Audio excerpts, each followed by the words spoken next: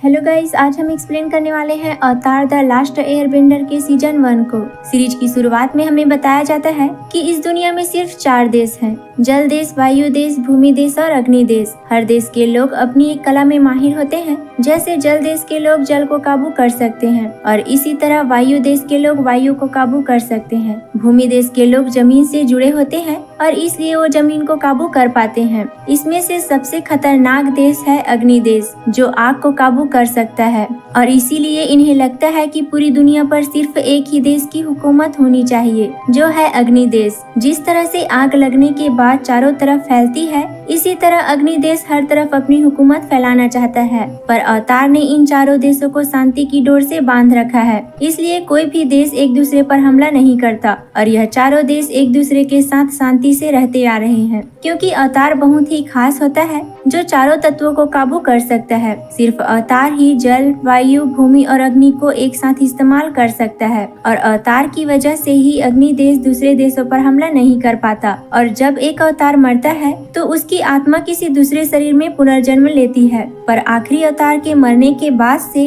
अभी तक नया अवतार सामने नहीं आया है, इसलिए अग्नि देश के राजा सुजेन को लगता है कि यही सही वक्त है पूरी दुनिया को अपनी ताकत दिखाकर उसे अपनी मुट्ठी में करने का। पर उसके लिए सबसे पहले इसे नए अवतार को मारना होगा, जो अभी चारों तत्वों में माहिर नहीं हुआ है। क्योंकि पुराने अवतार के मरने के बाद उसकी आत्मा ने वायु देश में जन्म लिया है और इस अवतार का नाम है एंग, जो जन्म से ही वायु की शक्ति को तो काबू कर पाता है, पर इसे अभी भी 3 शक्तियों को काबू करना है, जल, भूमि और अग्नि को। सीरीज की शुरुआत में हमें साउथ के टेम्पल को देखते हैं, जहाँ पर एंग अपनी ट्रेनिंग कर रहा है। तभी ये अपने गुरु से कहता है कि मुझे ये सब तो आता है, जिससे गुरु कहते हैं कि भले ही तुम्हें दूसरों से ज्यादा आता है, पर एक दिन ऐसा भी आएगा कि तुम्हें लगेगा कि तुम्हें गुरुओं से और सीखना चाहिए था, क्योंकि अभी तुम्हें बहुत कुछ सीखना है। तभी एंग दूसरे एयरबेंडर को आता देख उनके पीछे चला जाता है और गुरुजी से दूसरे मास्टर आकर कहते हैं कि अब हमें समिति से बात करनी होगी। फिर गुरुजी समिति से कहते हैं कि एंग अब तक का सबसे छोटा एयरबेंडर है, लेकिन वो सिर्फ 12 साल का है। लेकिन ये लोग कहते हैं कि अब हम इंतजार नहीं कर सकते, क्योंकि अग्नि देश हमला करने वाला है और वो किसी को भी नहीं छोड़ेगा, जिसे रोकने के लिए हमें अवतार की जरूरत है। पर गुरुजी कहते हैं कि एंग को अभी बहुत कुछ सीखना है। पर समिति कहती है कि अवतार होना कोई बच्चों का खेल नहीं है और इसलिए हमने फैसला किया है कि अब एंग को दूसरी विद्याओं को सीखने के लिए जाना होगा, ताकि वो जल्द से जल्द अवतार बन सके। इसलिए गुरुजी एंग को अपने साथ पहले एयरबेंडर अवतार की मूर्ति के पास ले आते हैं और बताते हैं कि नियति के अनुसार इनके बाद जल देश में अवतार ने जन्म लिया और इसके बाद भूमि देश में और फिर अग्नि देश में। इसका मतलब है कि अब अगला अवतार फिर से एयरबेंडर होगा, यानी हमारे यहाँ से, और वो एयरबेंडर अवतार तुम हो। अग्नि देश जल्द ही सबको जलाकर भस्म कर देगा, जिससे दुनिया का संतुलन बिगड़ जाएगा। इसलिए सिर्फ अवतार ही अपने चारों तत्वों की महारत को तराश कर अग्नि देश को रोक सकता है। इसलिए अब तुम्हें यहाँ से जाना होगा और अपने तीनों तत्वों जैसे जल, भूमि और अग्नि पर अपनी महारत हासिल करनी होगी। पर एंग यहाँ से जाने की बात सुनकर काफी उदास हो जाता है, क्योंकि वो अपने दोस्तों और घर को छोड़कर नहीं जाना चाहता है। और फिर रात को हम देखते हैं कि एंग को नींद नहीं आ रही होती, इसलिए वो अपने उड़ने वाले बाइसन आपा से कहता है कि मुझे ये शक्ति नहीं चाहिए, मैं अपने घर को छोड़कर नहीं जाना चाहता। इस सब से एंग काफी ज्यादा उदास हो जाता है, इसलिए वो आपा को लेकर यहाँ से दूर टहलने के लिए चला जाता है। और फिर हम देखते हैं कि जल्द ही अग्नि देश वायु देश पर अचानक हमला कर देता है और ये एक भी एयरबेंडर को जिंदा नहीं छोड़ेंगे, क्योंकि इनमें से कोई एक ही अवतार है। इसलिए ये सभी एयरबेंडर को मारने लगते हैं। पर एयरबेंडर भी इनसे लड़ने की पूरी कोशिश करते हैं। पर अग्नि देश की फौज बहुत बड़ी है और वो इन पर चारों तरफ से हमला कर रहे हैं। एयरबेंडर के मास्टर भी इनसे लड़ने की कोशिश करते हैं, ताकि ये लोग ज्यादा से ज्यादा बच्चों को बचा सके। और इन सब से अनजान एंग यहाँ से काफी दूर जा चुका है और इधर अग्नि देश के लोग वायु देश पर भारी पड़ने लगते हैं और धीरे धीरे सभी वायु मास्टर भी मारे जाते हैं और एंग भी एक समुद्री तूफान में फंस जाता है, जबकि इधर अग्नि देश ने वायु देश को पूरी तरह से तबाह कर दिया है। तभी एंग एक ऊंचे लहर की चपेट में आ जाता है और इधर गुरुजी अकेले ही बच्चों को बचाने की कोशिश करता है, पर अग्नि देश का राजा उन्हें भी जलाकर राख कर देता है और इधर एंग की शक्तियाँ भी जाग जाती है। इसके बाद यहाँ से बहुत दूर हम जल देश में कटारा को देखते हैं। जो पानी को काबू करने की कोशिश कर रही है। और अब हमें पता चलता है कि इनका एक छोटा सा कबीला है जहाँ कुछ औरतें और बच्चे रहते हैं, क्योंकि यहाँ के बड़ों को अग्निदेश ने मार दिया है। और फिर इसके बाद हम कटारा के भाई सोका को देखते हैं, क्योंकि ये दोनों जब मछली पकड़ने के लिए यहाँ से दूर समुद्र में जाते हैं, तभी यहाँ से अचानक इनकी नाव खुद ही आगे बढ़ने लगती है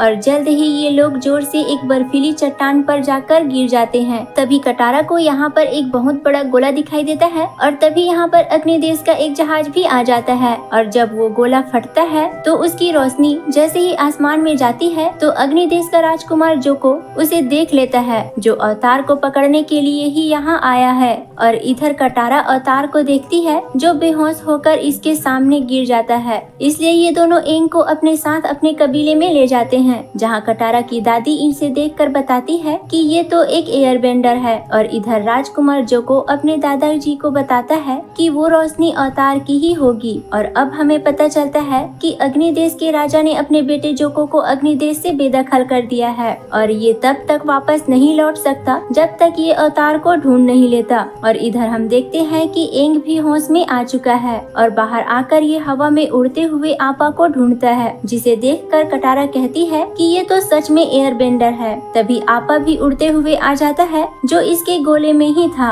और फिर एंग उन्हें बताता है कि मैं एक तूफान में फंस गया था और उसके बाद से मुझे अब होश आया है। जिस पर कटारा की दादी बताती है कि जिस वक्त की तुम बात कर रहे हो उसे 100 साल बीत चुके हैं। उस दिन अग्निदेश ने सभी एयरबेंडर को मार दिया, इसलिए कोई भी एयरबेंडर जिंदा नहीं बचा सिवाय तुम्हारे। और फिर उसके बाद अग्निदेश ने हर तरफ जंग छेड़ दी और उन्होंने लाशों के ढेर लगा दिए, पर तुम्हें इस बारे में कुछ नहीं पता। इसका मतलब है कि तुम पिछले 100 सालों से बर्फ में सो रहे थे। ये बात सुनकर एंग काफी उदास हो जाता है कि 100 साल बीत चुके हैं और उसका कोई भी अपना नहीं बचा। कटारा बताती है कि अपनों को खोने का दर्द मैं भी जानती हूँ। जब अग्निदेश ने हम पर हमला किया तो उन्होंने सबको मार दिया, मेरी माँ को भी। हम सबका बचपन छीन गया। हम जिम्मेदार होते नहीं, हमें बनना पड़ता है। अग्निदेश ने लगभग अब पूरी दुनिया में अपना कब्जा कर लिया है, लेकिन नॉर्थ में रहने वाले वाटर बेंडर अभी भी उनसे लड़ रहे हैं और भूमि देश भी अभी तक उनके सामने डटा हुआ है। अब कटारा उन्हें बताती है कि मैं भी एक वाटर बेंडर हूँ, क्योंकि मैं पानी को काबू कर सकती हूँ, पर मैं अभी इसमें कच्ची हूँ। तभी यहाँ अग्निदेश का जहाज आ जाता है, पर उनसे लड़ने के लिए गांव में अब सिर्फ कुछ बच्चे ही बचे हैं। तभी कटारा की दादी कहती है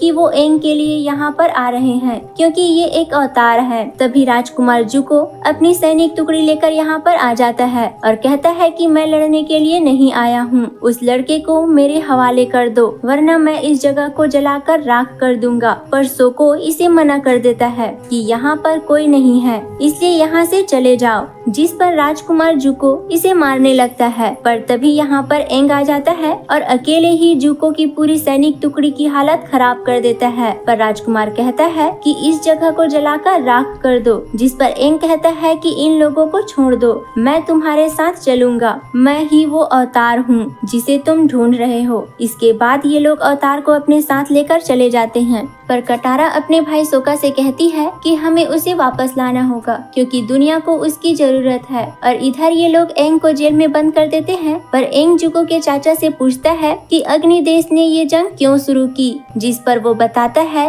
कि सिर्फ हमारे राज में ही दुनिया में शांति और संतुलन बना रह सकता है। पर एंग कहता है कि किसी को मारने से शांति नहीं मिलती। और जाते वक्त एंग इनकी चाबी ले लेता है और फिर यहाँ से निकलकर जल्दी ही जहाज के ऊपर आ जाता है। पर भागने से पहले राजकुमार जुको इसे देख लेता है और ये जैसे ही यहाँ से भागकर ऊपर आसमान में उड़ता है तो ये पीछे से उस पर हमला कर देता है। लेकिन तभी नीचे गिरते हुए एंग को सोका आकर पकड़ लेता है और राजकुमार जुको अब दोबारा हमला करता है, तो इस बार कटारा उसे पानी से रोक देती है। जिसके बाद ये लोग काफी दूर आ जाते हैं और फिर कटारा कहती है कि हम घर नहीं जा सकते, वो लोग तुम्हारे पीछे आएंगे। इसलिए एंग इन्हें अपने वायु देश ले जाता है, पर यहाँ इसे हर तरफ बस तबाही ही नजर आता है। तभी इसे इसके गुरुजी का कंकाल दिखाई देता है, जिसे देखने के बाद एंग काफी दुखी हो जाता है, जिससे अवतार की शक्तियाँ इस पर हावी हो जाती है और इसके चारों तरफ वायु का चक्र बनने लगता है, जो इस पूरी जगह को तबाह करने लगता है। कटारा उसे आवाज लगाती है, पर एंग अपने होश में नहीं आता,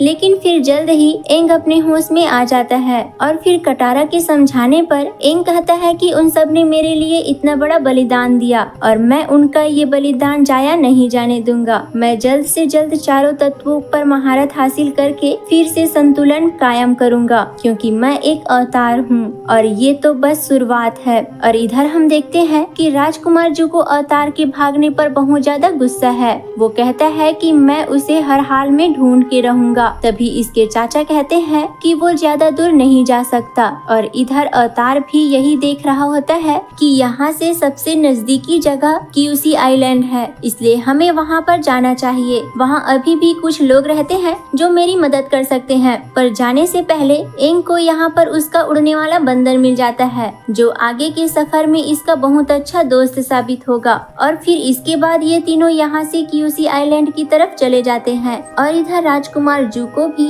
अवतार को ढूंढने के लिए और लोगों के पास जा रहा है, जबकि इधर लंबा सफर तय करने के बाद एंग क्यूसी आइलैंड पर पहुंच जाता है, जहां इसे सबसे पहले अवतार क्यूसी की एक बहुत बड़ी मूर्ति मिलती है। पर तभी यहाँ के लोग इन पर हमला करके इन्हें पकड़ लेते हैं, लेकिन तभी कटारा कहती है कि ये अवतार है, इसलिए ये लोग इसे अपने लीडर के पास ले जाते हैं। और फिर एंग इन्हें बताता है कि मैं एक अवतार हूँ, मैं यहाँ पिछले अवतार क्यूसी के बारे में जानने के लिए आया हूँ और मैं उनकी मूर्ति के साथ ध्यान लगाकर काफी कुछ सीख सकता हूँ। पर यहाँ की लीडर कहती है कि तुम्हारे पीछे पीछे अग्नि देश के लोग भी यहाँ आएंगे और वो इस जगह को पूरी तरह से तबाह कर देंगे। पर तभी इनकी बेटी सुखी इनसे कहती है कि अगर ये अवतार है तो हम इनसे मुंह नहीं मोड़ सकते, हमें इनकी मदद करनी होगी, जिस पर लीडर मान जाती है। और फिर हम देखते हैं कि सुखी इन्हें अपने साथ ले जाती है और सोका इसे इम्प्रेस करने की भरपूर कोशिश करता है, पर ये कहती है कि मुझे यहाँ की हिफाजत करनी है और मैं सिर्फ एक योद्धा हूँ। और अब हम यहाँ पर देखते हैं कि राजकुमार जू को भी कमांडर जाओ के पास आ जाता है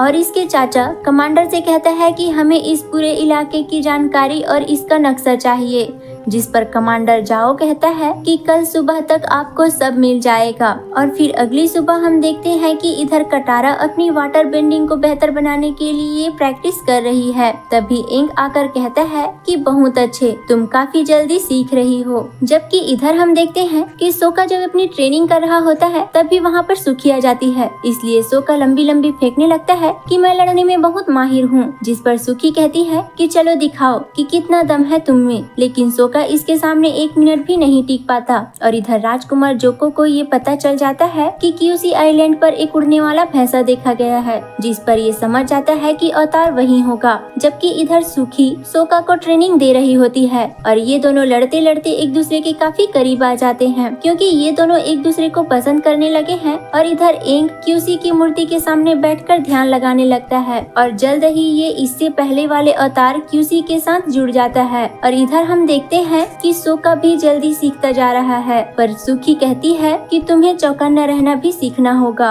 वैसे तुम काफी अच्छा लड़ने लगे हो। और फिर हम देखते हैं कि सुखी जब अपना चेहरा साफ करती है तो सोका उसे देखता ही रह जाता है, क्योंकि वो बहुत ही ज्यादा खूबसूरत है। सुखी इससे कहती है कि कोई भी लड़ाई लड़ने के लिए जज्बा और जुनून होना चाहिए, जो तुम्हारे पास पहले से ही है। तभी खतरे की घंटी बजने लगती है और कटारा देखती है कि राजकुमार जोको भी यहाँ आ चुका है, जबकि अवतार अभी भी ध्यान में है। और अवतार क्यूसी इससे कहती है कि तुम्हें एक अवतार बनने के लिए बहुत कुछ सीखना होगा, तुम्हें रक्षक के साथ एक सलाहकार भी बनना होगा, तुम्हें कई किरदार निभाने होंगे, जिसके लिए बहुत ज्यादा शक्ति की जरूरत होगी, इसलिए तुम्हें अपने अवतार रूप के पिछले सभी अवतार की ऊर्जा महसूस करनी होगी। जबकि इधर अग्नि देश के अंदर घुसने से पहले ही उनके सामने यहाँ के लोग खड़े हो जाते हैं और अब राजकुमार जोको भी अवतार के करीब आ चुका है, इसलिए कटारा उसे रोकने के लिए चली जाती है। जबकि इधर पहली अवतार क्यूसी एंग को बताती है कि अगर तुमने कुछ नहीं किया तो नॉर्थ में हजारों जाने जाएंगी, इसलिए अपनी शक्ति को पहचानो, क्योंकि अवतार एक बेरहम योद्धा है। जबकि बाहर हम देखते हैं कि इस आइलैंड के लोग अग्नि देश के सामने डटकर खड़े रहते हैं और इन्हें अंदर आने नहीं देते,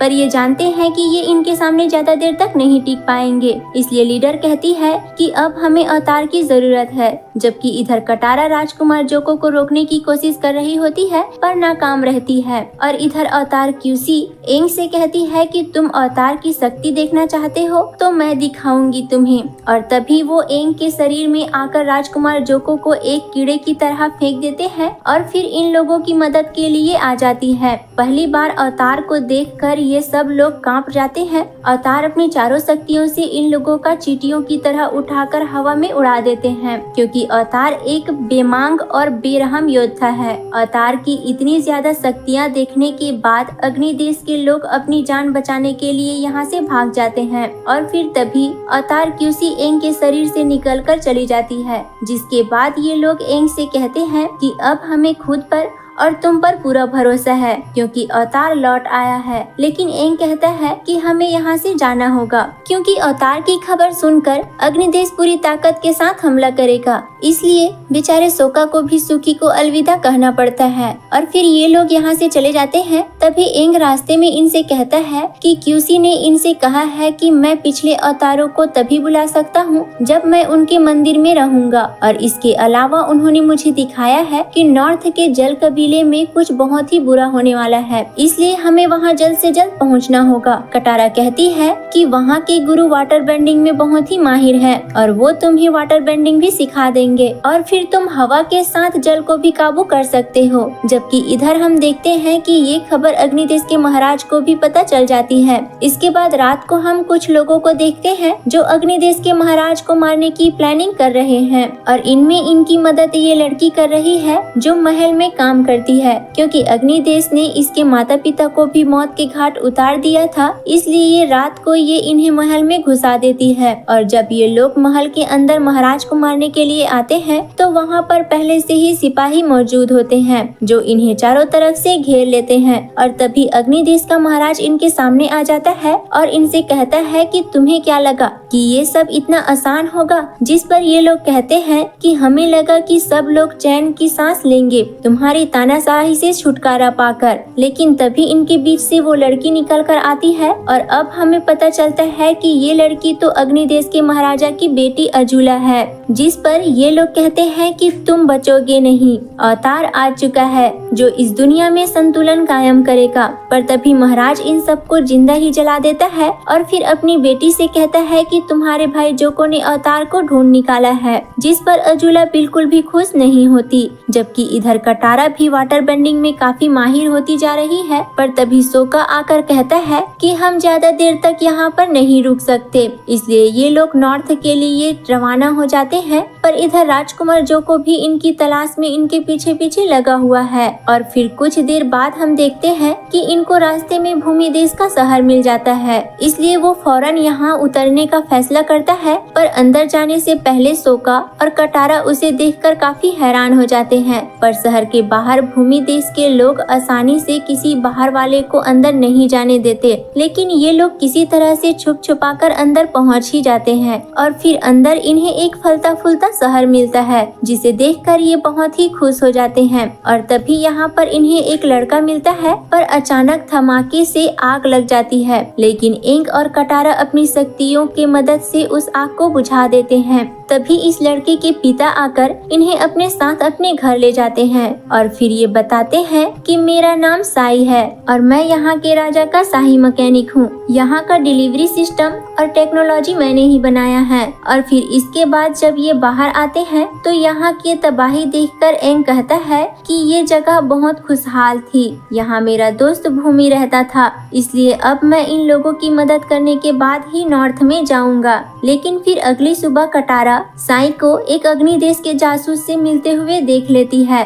मतलब साई एक गद्दार है और वो हमला भी इसने ही करवाया था। इसके बाद हम देखते हैं कि जुको और उसके चाचा भी भेष बदल कर यहाँ पर आ जाते हैं। इधर कटारा भी इन दोनों को आकर बता देती है कि साई एक गद्दार है जो कि अग्निदेश से मिला हुआ है और ये लोग आज यहाँ के राजा को बम से उड़ाने वाले हैं। लेकिन जैसे ही ये तीनों यहाँ से बाहर निकलता है तो जुको इन पर हमला कर देता है एंग कहता है कि तुम दोनों महल में जाकर साई को रोको, इसे मैं देखता हूँ। राजकुमार जुको जब एंग पर हमला करता है तो एंग अपनी रफ्तार से उसकी ज्यादातर हमलों को डोज कर देता है और इससे लड़ने की बजाय इससे भागने की कोशिश करता है, क्योंकि पहले इसे यहाँ के राजा को बचाना है। जुको इसका पीछा नहीं छोड़ता और इधर सोका और कटारा भी महल में जल्दी पहुँचने के लिए यहाँ के डिलीवरी सिस्टम का सहारा लेता है, जबकि इधर एंग से तंग आकर जुको अपने आग का इस्तेमाल करने लग जाता है और इधर कटारा भी महल तक पहुँच जाती है और वो देखती है कि राजा को मारने के लिए ये लोग पूरी तरह से तैयार हैं।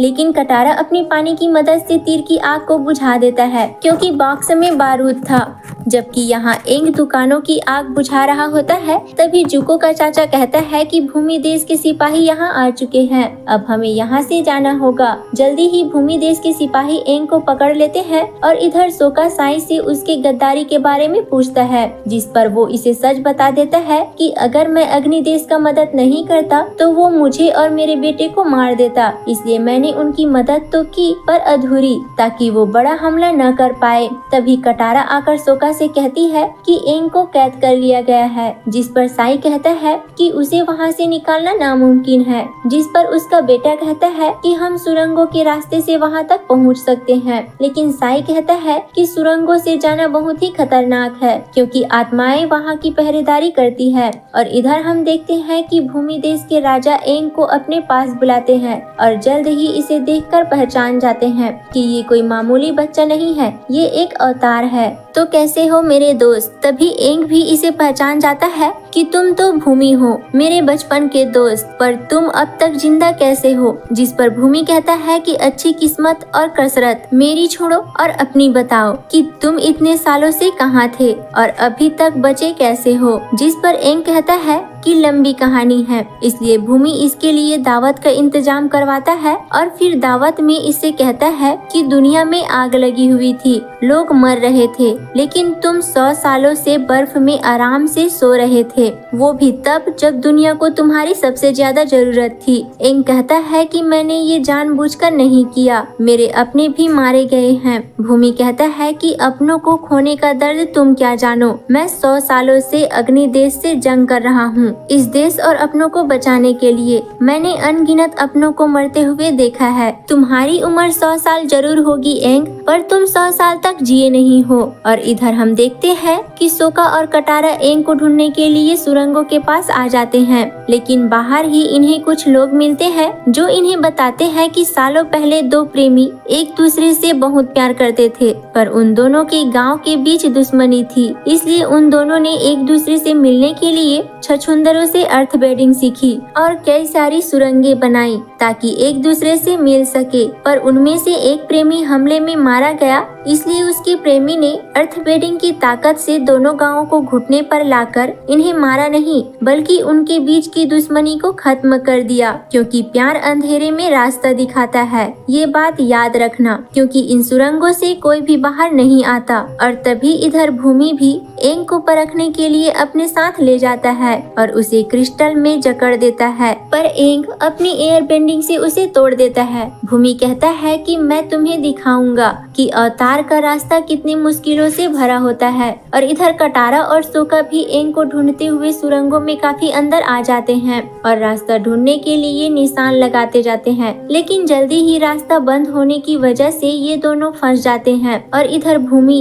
एंग से कहता है कि इन दरवाजों के पीछे बहुत खतरनाक चुनौतियां हैं, जो तय करेगी कि तुम अवतार बनने के लायक हो या नहीं। भूमि इसे अंदर ले जाता है और कहता है कि तुम्हारी चुनौती ये है कि तुम्हारा और मेरा मुकाबला होगा, और वो भी आखिरी सांस तक। और ये मुकाबला तभी खत्म होगा जब हम दोनों में से कोई एक मरेगा। जबकि इधर सुरंगों में से एक बहुत ही बड़ा छछूंदर आ जाता है, इसलिए ये दोनों अपनी जान बचाने के लिए भागने लगते हैं, पर आगे रास्ता बंद होता है। लेकिन हमला करते करते अचानक वो छछूंदर रुक जाता है, क्योंकि इन दोनों ने एक दूसरे का हाथ पकड़ रखा है, जिससे कटारा समझ जाती है कि प्यार ही अंधेरे में रास्ता दिखाती है। ये छछूंदर अंधा है और हमारे जज्बातों के मुताबिक रिएक्ट करता है, इसलिए ये जब महल तक जाने का रास्ता पूछते हैं तो ये इनके लिए रास्ता खोद देता है। जबकि इधर भूमि धरती को काबू करके अपनी अर्थ बेंडिंग की शक्ति से एंग पर हमला कर रहा है,